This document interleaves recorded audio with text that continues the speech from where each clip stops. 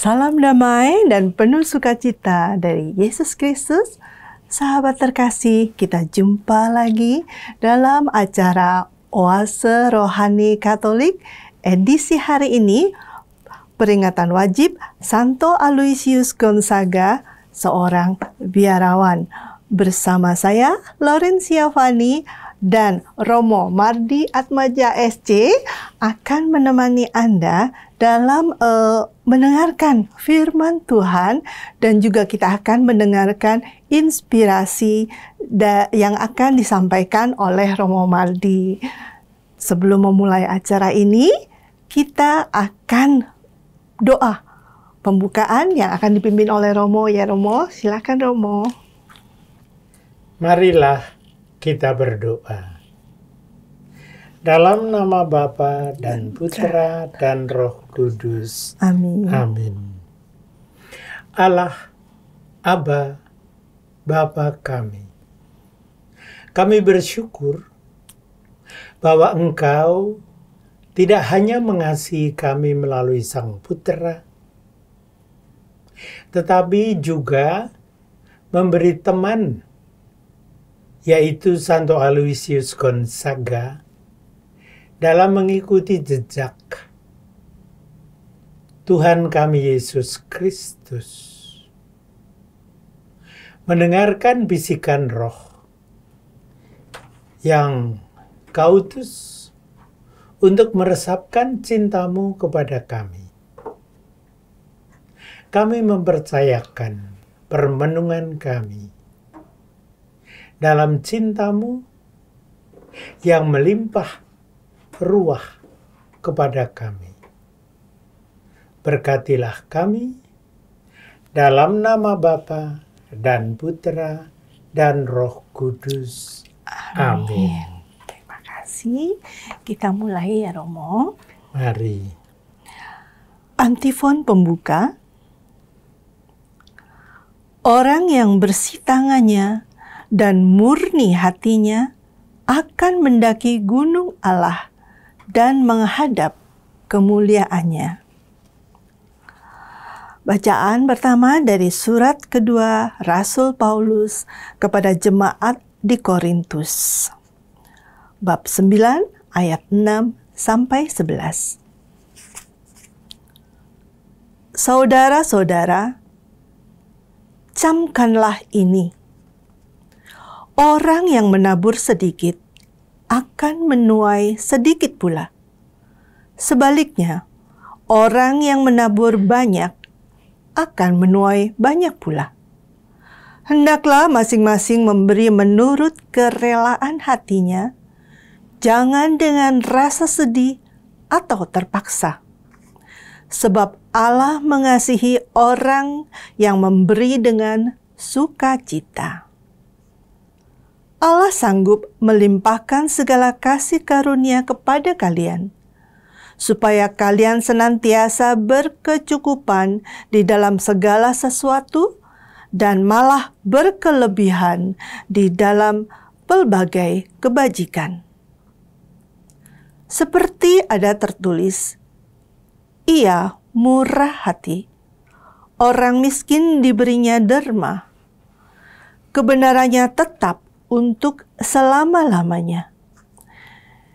Dia yang menyediakan benih bagi penabur dan roti untuk dimakan, Dia juga yang akan menyediakan benih bagi kalian, serta melipat gandakannya dan menumbuhkan buah kebenaranmu.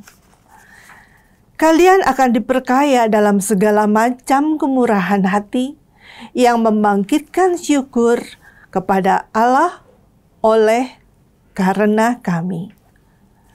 Demikianlah sabda Tuhan. Syukur kepada Allah. Mazmur tanggapan.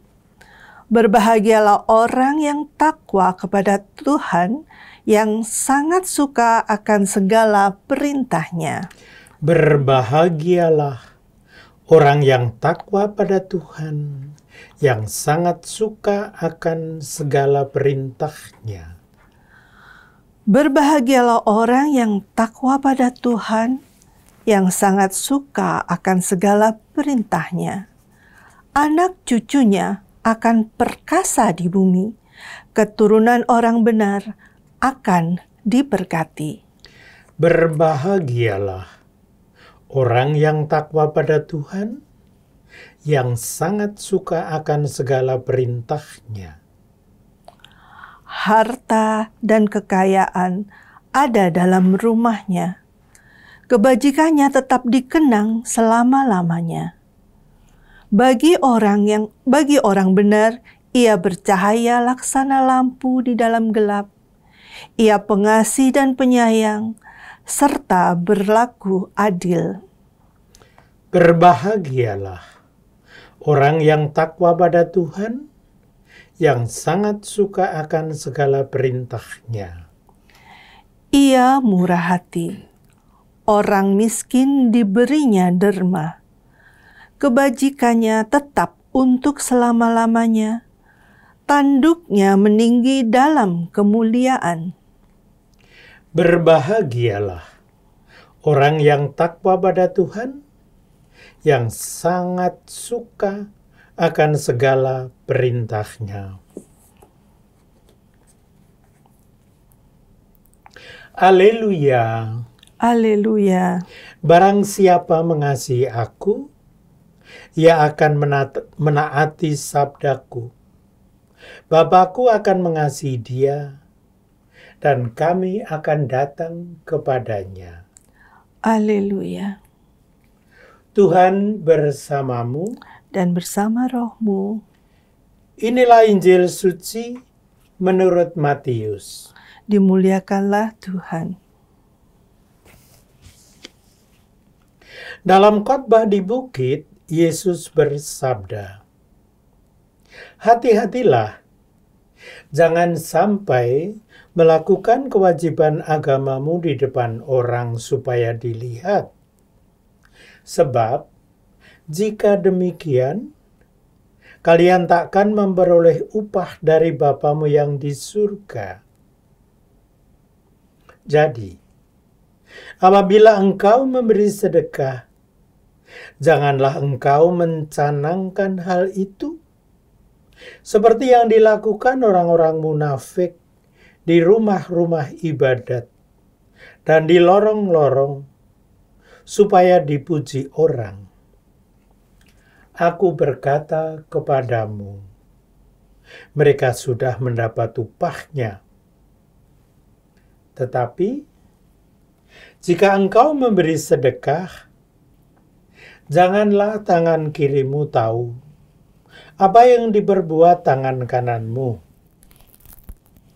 Hendaklah sedekahmu itu diberikan dengan tersembunyi.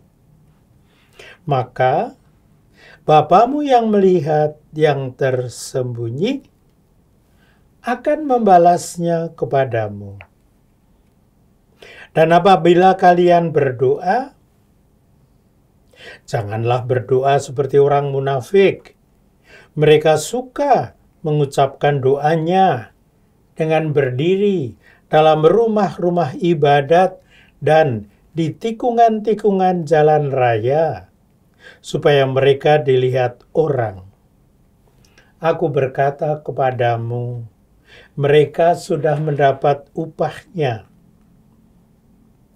Tetapi jikalau engkau berdoa, masuklah ke dalam kamarmu, tutuplah pintu, dan berdoalah kepada Bapamu yang ada di tempat tersembunyi. Maka Bapamu yang melihat yang tersembunyi akan membalasnya kepadamu. Dan apabila kalian berpuasa, janganlah muram mukamu seperti orang munafik. Mereka mengubah air mukanya supaya orang melihat bahwa mereka sedang berpuasa. Aku berkata kepadamu, sesungguhnya mereka sudah mendapat upahnya. Tetapi apabila engkau berpuasa, minyakilah kepalamu dan cucilah mukamu, supaya jangan dilihat orang bahwa engkau sedang berpuasa, melainkan hanya oleh Bapamu yang ada di tempat tersembunyi. Maka Bapamu yang melihat yang tersembunyi akan membalasnya kepadamu. Demikianlah sabda Tuhan. Terpujilah Kristus. Sahabat Oase Rohani Katolik yang terkasih, demikian kita sudah mendengarkan firman Tuhan. Baiklah, sekarang kita akan mulai ya Romo untuk membahas bacaan pertama maupun Injil. Tapi sebelumnya kita bicara dulu ya Romo ya. Ini boleh. Ada peringatan wajib untuk Santo Aloysius Gonzaga, SC ya, Serikat Yesus. Mungkin Romo Frater bisa. SC. Ya. Bagaimana Romo ceritanya, inspirasi dari Santo Aloysius Gonzaga ini? Santo Aloysius Gonzaga barangkali dikenal oleh banyak orang yang tahu ada paroki Santo Aloysius.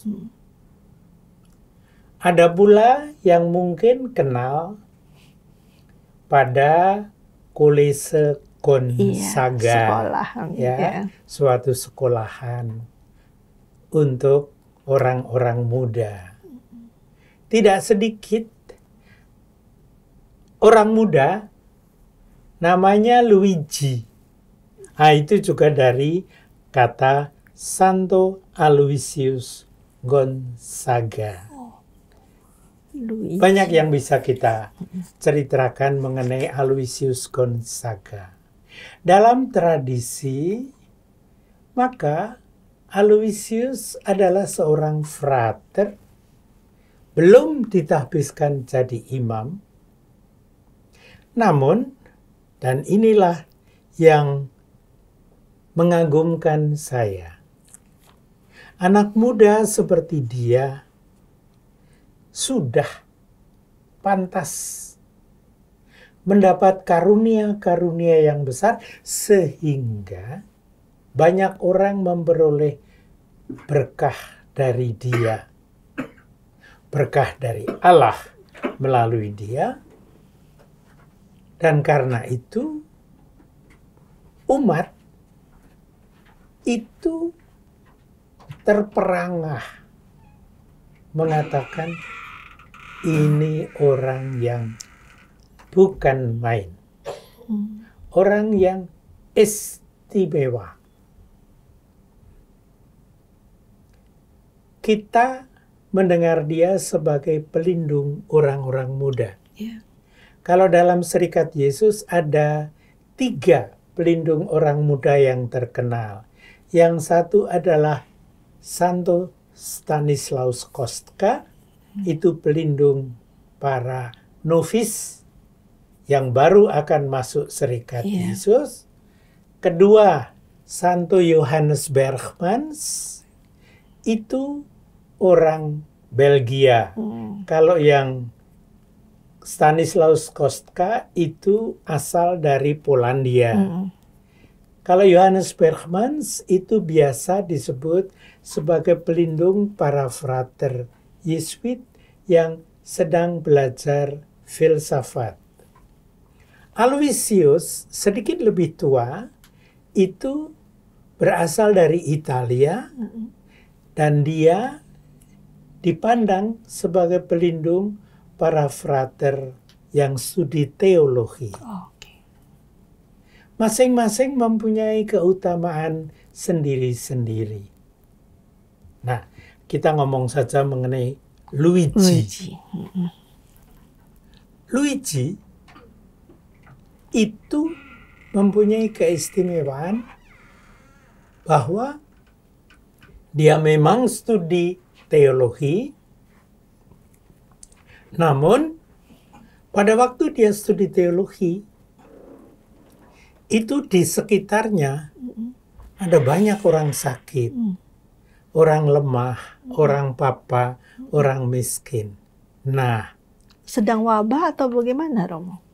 ada semacam wabah yang menyebabkan Luigi mengatakan kepada dirinya sendiri, mereka perlu bantuan. Ya. Maka Luigi lalu mendapat izin untuk membantu orang-orang yang sakit itu. Studinya sudah selesai itu ya, Romo? Belum selesai. Jadi di sini dia memperlihatkan memang studi itu adalah pengutusan tugas dari pimpinannya. Maka dia minta izin kepada pimpinannya bahwa di samping studi dia juga masih membantu orang-orang yang sakit dan papa di sekitarnya. Saya terbayang kepada beberapa orang muda, baik anggota Serikat Yesus maupun frater yang lain, atau bruder yang lain, atau suster yang lain, atau awam siapapun yang selama 3 tahunan ini COVID menggunakan waktunya dan hartanya dan hatinya untuk menolong orang sakit. Karya nyata ya, Romo. Itu karya nyata melaksanakan Matius 25 ayat 31 sampai 46 ketika Tuhan Yesus mengatakan, bantulah orang-orang yang aku cintai. Kalau mereka tidak punya baju, berilah baju. Kalau mereka sakit, bantulah mereka, dampingilah. Dan saya harus mengatakan betapa banyak sekali orang yang benar-benar membantu orang sakit akhir-akhir ini, namun juga sekian banyak orang lain. Pernah di Keuskupan Banjarmasin, saya berjumpa dengan banyak sekali orang. Waktu itu kami mengadakan pertemuan di Keuskupan Banjarmasin yang menunjukkan puluhan orang yang menolong orang-orang yang sakit. Dan beberapa dari mereka sama sekali nggak menghitung waktu, nggak menghitung uang, bahkan hampir sama sekali tidak menghitung kesehatannya sendiri. Kenapa? Karena bagi mereka, hidup orang-orang itu adalah karunia Allah yang maha besar. Maka kesanalah mereka pergi menolong. Ya, luar biasa. Itu mengagumkan bagi saya. Nah, ini berkaitan dengan bacaan dari Paulus dalam surat kepada orang di Korintus. Karena di sana diperlihatkan Allah mengasihi orang yang memberi dengan sukacita. Selama 3-4 tahun yang terakhir ini, saya melihat begitu banyak orang muda, orang tua, bahkan anak-anak yang dengan sukarela dan penuh sukacita menemani orang-orang yang sakit.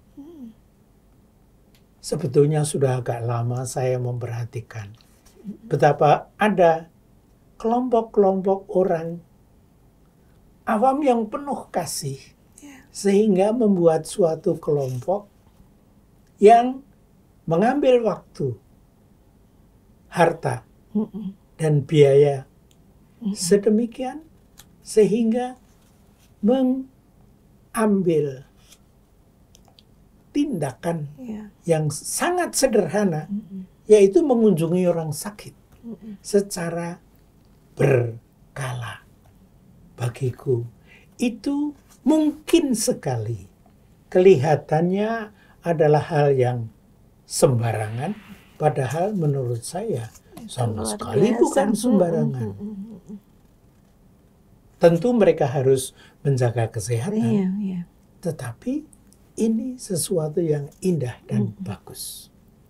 Mereka konsisten melakukan ya Romo. Benar, benar. Allah sanggup melimpahkan segala kasih karunia.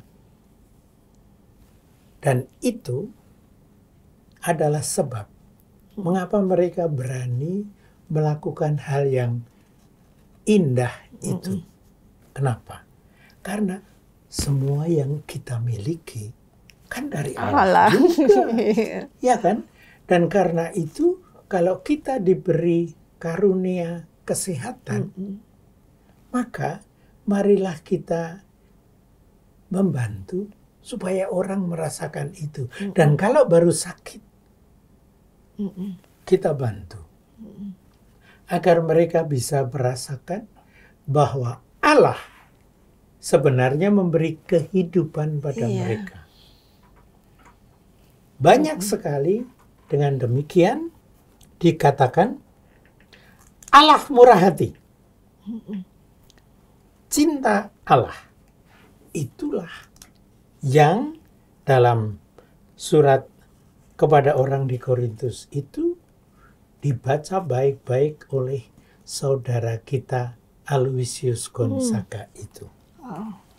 Saya harus mengatakan ada beberapa anak Gonzaga dari Kolese Gonzaga.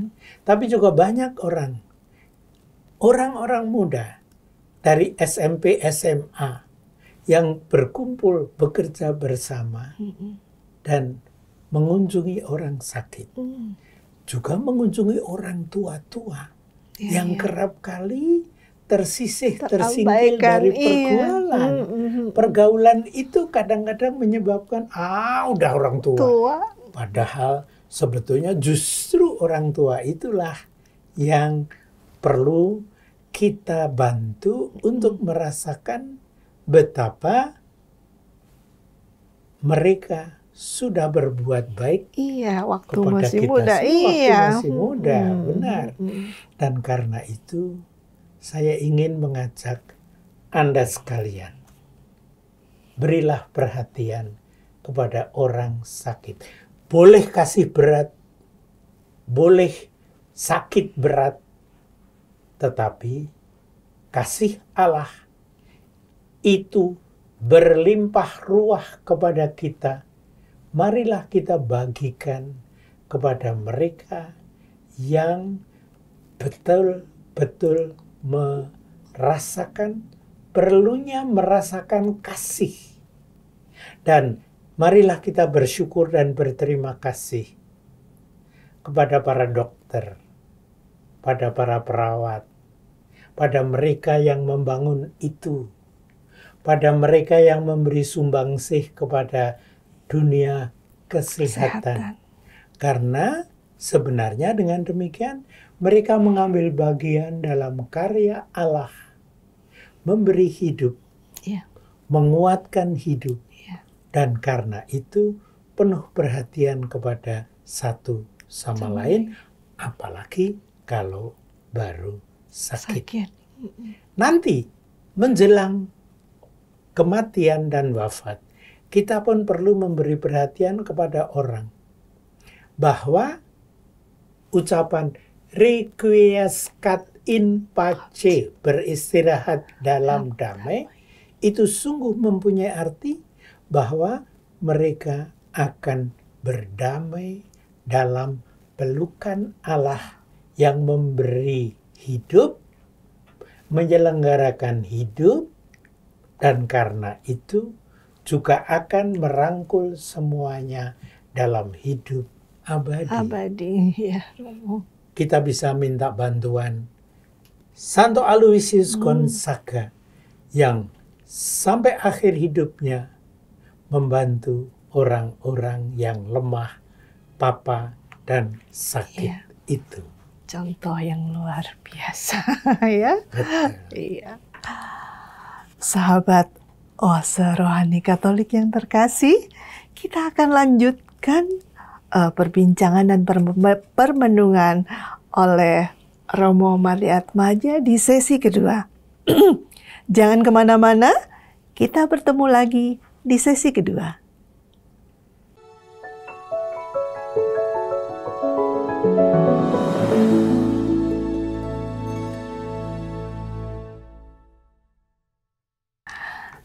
Sahabat terkasih, kita jumpa lagi di sesi kedua program Oase Rohani Katolik edisi hari ini bersama Romo Mardi Atmaja SC dan saya Laurencia Fani. Sebelum kita melanjutkan perbincangan untuk mendapatkan inspirasi firman Tuhan, ada pengumuman bagi Anda yang ingin menanyakan atau berpendapat sesuatu, dapat menghubungi kami di email orkkaj2021@gmail.com atau di nomor telepon WhatsApp 0881 0251 33438. Demikian Romo, mari kita lanjut ya Romo ya. Baik ya. Saya masih terkagum-kagum tuh dengan Santo Aloysius Gonzaga ya Romo. Di sesi kedua kita akan lanjut untuk menimba inspirasi yang didapat dari bacaan Injil menurut Santo Matius, Injil Matius. Nah Romo, ini gimana? Ini kali ini pengajaran Yesus langsung ya yang bersabda ya Romo. Benar. Ya, apa Romo nih yang bisa kita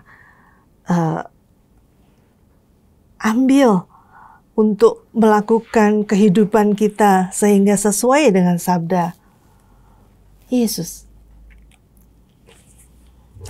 Saya ingin mengajak para sahabat Tuhan yang terkasih pada suatu cara pandang yang dari satu sisi ada nada sama dengan Santo Aloysius Gonzaga, dari sisi lain mempunyai semacam warna yang modern. Maksudku demikian. Bukalah kita semua dimanapun juga koran hari ini, tanggal berapapun, hampir pasti akan ada suatu iklan. Bapak ini, ibu itu, mertua dari si Anu, dan bunda dari si Anu, atau suami kami, atau istri kami, yang dipanggil Tuhan. Itu kata bagus. Kalau tidak, yang kemarin dulu meninggal. Dengan iklan gede. Dan itu adalah mertua dari direktur Anu. Perusahaan itu. Dan itu ditulis. Ya, pakai title ya Romo. Iya. Bagus toh. Bagus. Dan untuk koran itu duitnya banyak. Oh iya. Tidak hanya untuk koran. Kalau untuk koran ya kita bisa memaklumi. Coba buka majalah hidup. Buka majalah-majalah Kristiani.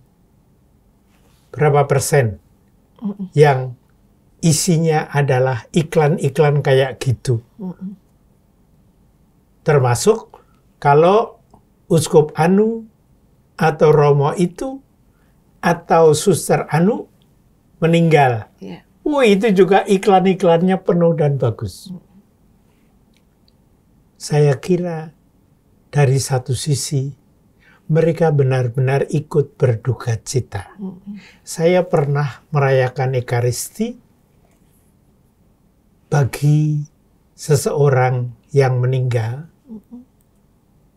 Dengan misa waktu itu masih zaman misa online. Walaupun ada juga yang offline hadir. Tahu berapa yang hadir? Keluarga kalau lagi pandemi kemarin ya. Wah, paling bukan main. Berapa? Kan ada pembatasan dari pihak rumah duka juga. Dan maka dari itu berapa coba? Nggak pernah lebih dari 10 lah Romo. Yang hadir di tempat saya memperayakan Ekaristi itu, yang hadir artinya offline, on-site. dalam gereja itu ada sekitar 400. Tapi secara online, tahu? 1.500 orang. Hebat. Berarti orang luar biasa. Banyak sekali orang luar biasa. Yang hebat bagiku adalah bahwa itu kesempatan yang baik untuk berdoa bersama. Namun sekali lagi, yang lebih hebat lagi, di luar tahu ada berapa puluh kembang? Oh ya itu. Besar sekali kan? Iya. Ya. Dan kembangnya itu ada tulisannya. Turut berduka. Aloysius Anu, Stefanus Anu, Bapak ini, Bapak itu. Direktur Anu, direktur itu. Iya. Apakah salah? Enggak salah. Iya. Tapi yang penting saya ingat lagi, apabila kalian berdoa, janganlah berdoa seperti orang munafik. Itu dikatakan Tuhan Yesus. Yang saya maksudkan adalah perhatian kepada orang sakit itu bagus. Tapi supaya orang tahu bahwa saya juga mengirim kembang, itu soal lain lagi. Kenapa? Karena segala kebaikan berasal dari Allah sendiri. Sehingga dengan demikian, sebenarnya kalau kita berbuat baik, sebenarnya kita melakukan itu karena Allah sudah lebih dahulu berbuat baik kepada kita. Saya ingat seorang perempuan hebat. Namanya Maria dari Nazaret. Dia didatangi malaikat, diminta ikut serta terlibat dalam suatu karya besar. Lalu dia bilang, bagaimana saya bisa? Karena, dan seterusnya. Iya. Dan jawab malaikat, hebat. Kamu dipenuhi roh. Kamu penuh rahmat. Artinya, dengan seluruh hidupnya kemudian, Bunda Maria melakukan A, B, C, D. Ikut berbuat baik di Kana. Ikut serta dalam perjalanan Yesus. Karena Allah lebih dahulu berbuat baik kepada dia. Ini Injil Matius bab 6. Sekarang kita tanya. Santo Yusuf melakukan apa? Kita harus ingat. Sebenarnya Santo Yusuf marah. Tunangannya pergi ke Elizabeth, pulang hamil. Nah bayangin, ada seorang tunangan yang kemudian tunangannya pergi, kok hamil? Ini kan payah. Iya. Sehingga Santo Yusuf ragu-ragu. Tidak hanya ragu-ragu karena sebetulnya dia mempunyai kewajiban melempari batu kepada tunangannya. Apa yang dia lakukan? Dia berdoa. Dan kemudian dalam doanya, dalam mimpi, dia diberi penjelasan oleh Roh Kudus bahwa ambillah dia karena itu dari Allah. Alasannya adalah itu dari Allah. Ini juga ajaran dari Matius. Bahwa pada awal mula Allah berbuat baik. Oleh sebab itu, baik Maria maupun Santo Yusuf menjawabnya dengan lalu berbuat baik yang sungguh mendalam. Yaitu menyambut sang putra dalam keluarga mereka. Andai kata Maria tidak mengandung dan melahirkan Tuhan Yesus, kita nggak dapat penebusan. Tapi andai kata Santo Yusuf tidak mengatakan, oke, saya mau ikut menjaga sang Mesias. Lalu yang namanya Yesus hanyalah anak desa. Iya. Kemudian dia akan disebut sebagai anaknya Yusuf. Dan tidak hanya itu. Karena Yusuf adalah keturunan Daud, sebagai ketua rumah Nazaret, maka anak itu adalah anak Daud. Dan anak Daud adalah bagian dari seluruh nubuat mengenai anaknya Maria ini. Dengan demikian, Yusuf mengambil bagian dalam seluruh peristiwa itu. Saya harus mengatakan, saya mau mengajak kita semua bersyukur. Maria mau berbuat baik, Yusuf mau berbuat baik. Kedua-duanya hamil besar, berangkat ke Elizabeth. Berat itu ya. Kalau hamil besar kan berat. Lalu sesudah itu membawanya ke Mesir. Dalam situasi seperti itu sangat berat. Tapi berbuat baik karena Allah sebenarnya yang memenuhi rahmat. Inilah isi dari Matius. Bahwa mereka itu berbuat baik karena Allah berbuat baik lebih dahulu. Nah, lalu kita ingat yang kita renungkan pada bacaan pertama tadi. Aloysius adalah anak orang kaya. Tapi dia merasa kekayaan itu adalah dari Allah. Maka dari itu dia sumbangsihkan kepada orang. Dan saya yakin ada begitu banyak orang sekarang ini juga, begitu banyak anak muda sekarang ini yang melakukan hal serupa. Ada banyak sekali tarikat-tarikat yang mengikuti jejak Bunda Maria, Santo Yusuf untuk mengasihi Yesus. Sedemikian, kenapa? Karena Yesus inilah karunia Allah yang diberikan kepada mereka, kepada kita semua.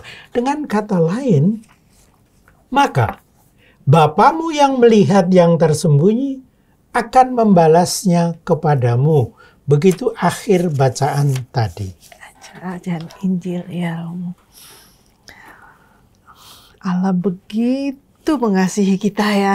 Benar. Iya. Benar. Jadi kita tidak boleh lain lagi, nggak bisa berpaling lagi selain kita melanjutkan kasih itu sendiri terhadap kita sesama. Itulah yang disebut mewartakan kasih Allah. Iya. Bukan hanya dengan kabar hebat, tetapi dengan perbuatan. Misalnya berbuat baik kepada yang sakit. Misalnya berbuat baik kepada anak kecil. Karena Yesus dilahirkan sebagai bayi kecil. Dan beberapa waktu yang lalu, saya kagum dengan Paus Fransiskus ini. Karena dia mengajak kita beri cinta dan hormat yang penuh kasih kepada anak-anak yang baru lahir. Ini juga bagian lain. Kalau tadi pada yang pertama, saya mengajak hormat kepada orang tua. Tapi juga kita memberi hormat kepada anak-anak yang baru lahir. Saya belum berbicara mengenai berbagai macam problem. Bagaimanapun juga, anak yang baru lahir adalah karunia Allah yang sungguh perlu kita syukuri. Karena itu karunia Allah yang bukan main. Jangan sampai kita hanya mengatakan, itu karunia Allah yang nanti bisa menjamin keluarga kita. Bukan itu poinnya, tapi bahwa itu karunia Allah yang penuh kasih kepada kita. Maka kita memperlihatkan kasih itu juga. Sebagaimana Maria dan Yusuf menunjukkan cinta kasih kepada Yesus yang kecil, Yesus yang remaja, Yesus yang dewasa. Iya, iya. Amin. Amin. Amin, Romo. Waktunya sudah habis, Romo ya. Kita Baik, akhiri. ya. Sahabat terkasih, karena waktu sudah tidak mencukupi lagi, kita di penghujung acara Oase Rohani Katolik pada hari ini, kita tutup acara kita dengan doa dan mohon berkat ya Romo. Baik. Silakan Romo. Marilah kita berdoa. Dalam nama Bapa dan Putra dan Roh Kudus. Amin. Amin. Allah dan Bapa kami bersyukur bahwa roh cinta kasih telah memenuhi hati kami. Ketika Engkau mengutus Sang Putra kepada kami. Kami bersyukur bahwa roh telah melimpahkan rahmat kepada Bunda Maria, sehingga mau mengatakan ya ketika dipanggil untuk terlibat dalam penjelmaan. Kami bersyukur juga bahwa Engkau memberikan Santo Yusuf rahmat cinta kasih dari Roh Kudus, sehingga mau menjadi Bapa yang memelihara keluarga Nasr. Berilah berkat kepada kami, agar kami dapat mengikuti jejak Bunda Maria dan Santo Yusuf, serta Santo Aloysius, sehingga mewartakan cinta kasih-Mu yang memberikan hidup kepada kami, kepada orang-orang sakit, kepada orang-orang papa, kepada orang-orang tua, dan siapapun juga yang membutuhkan. Dan karena itu, merupakan berkah bagi kami semua dan semua keluarga yang ada di sekitar orang sakit, orang tua, orang papa, dan orang lemah. Berkatilah kami dalam nama Bapa dan Putra dan Roh Kudus. Amin. Terima kasih Romo. Kembali. Sahabat terkasih, sampai di sini perjumpaan kita. Kami Romo Mardiatmaja SC dan saya Laurencia Fani pamit undur diri. Sampai jumpa di program Oase Rohani Katolik berikutnya. Salam damai. Salam damai.